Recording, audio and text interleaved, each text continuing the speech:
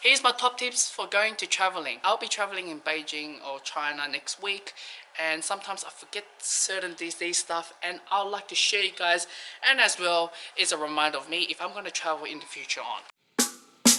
Power adapter. You definitely need power adapter. You know, you got computers and you got your cameras, you want to store some pictures to your laptop and it doesn't work. That is a disaster when you don't have the right adapter. So adapter, you really needed one. Money currency. Obviously money currency, not all countries accept currencies, different currencies. While I was traveling in Peru in 2013, they don't accept Australian currency. That is a bummer. So the ATM machine is ripping my surcharge for the exchange rate. Yeah, I think it was like $25 each time I withdraw money. Flu vaccine. Now, for me, I'm traveling in January and it turns out flu vaccines are expired, so therefore I can't get flu vaccine. But obviously you need flu vaccine. I'm not going to say that it will prevent all the sickness, but it actually does, some job.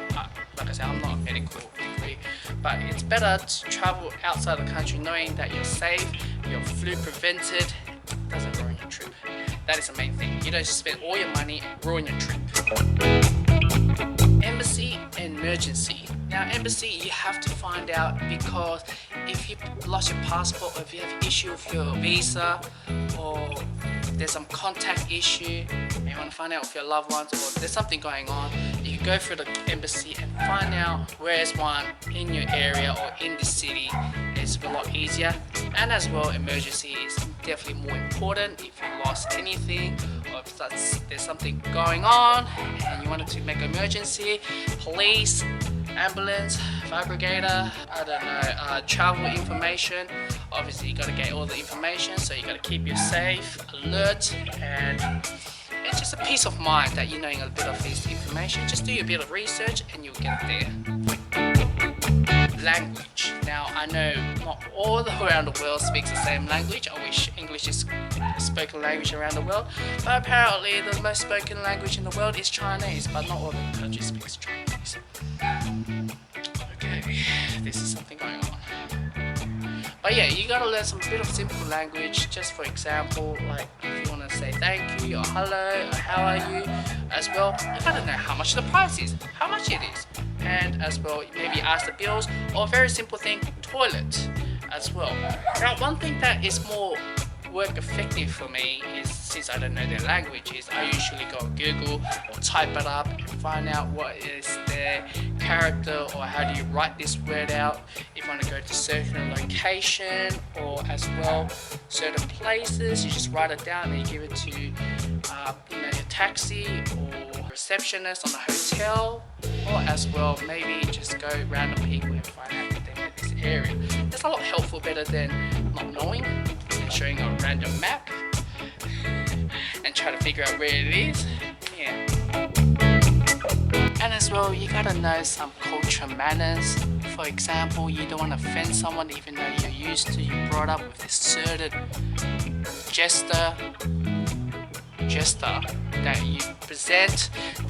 Even for me, if I'm gonna go to China, if I'm gonna be like this, point at someone, that's really rude. I have to be like this or like this to call someone to come over here. But I think like manners is very important, whether it's a gift, greeting, give presents, or shout people. Apparently in China, if someone called me out, I'm not allowed to chip you money.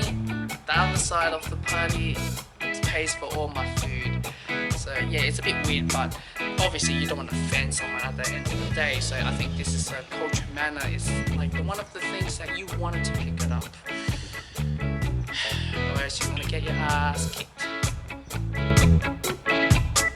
You have to communicate and sweet talk to your hotel receptionist.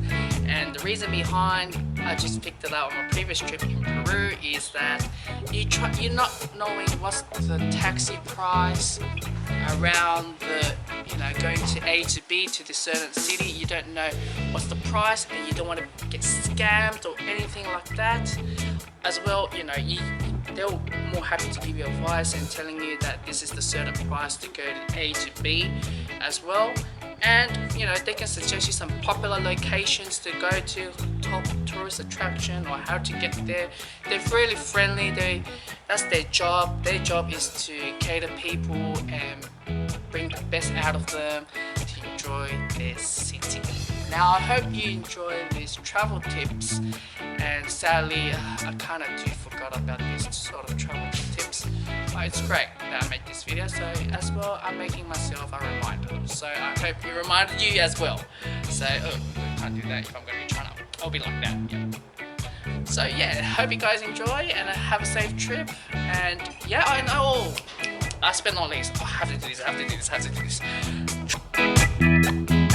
Travel insurance. Now I know the fact that travel insurance is a pain in the ass. It's like extra costs, and even if you have existing medical condition, it adds even more. But think of this way, right? Maybe you're in your hometown, right? You're used to the air, you're used to the food, but you're going to another city with different atmosphere and everything. For me, I'm so scared that even though I got my travel insurance, but as well I got my first aid kit for getting an asthma puffer or some gastro stomach if I got some stomach pain. As you guys know, Beijing has Beijing and Guangzhou, I'm not saying Beijing, that the city I'm going to go to has one of the most polluted countries in cities. Why say countries? But yeah, travel insurance is very, you have to get it, because I've went through journeys like, you know, I went to kayaking and suddenly the kayak just tipped over and my camera got soaked and wet and it's dead. Well, travel insurance, they can cover that as well.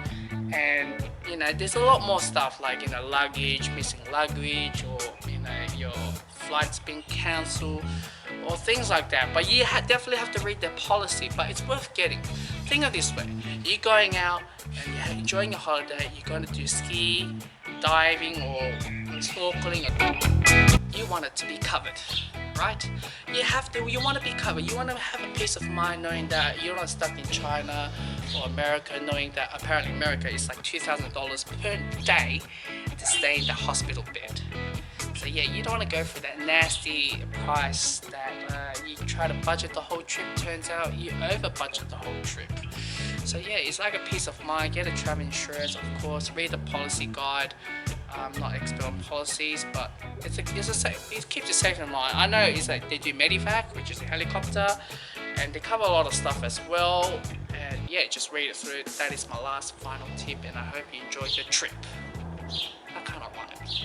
Anywho, like a bit of outdoor, have a bit of a good view, and I hope you guys enjoy your view, because whatever you're traveling is better than this view. And this is a good reminder video, and as well. I will, W3rd will, build strong power. I'm off to Beijing!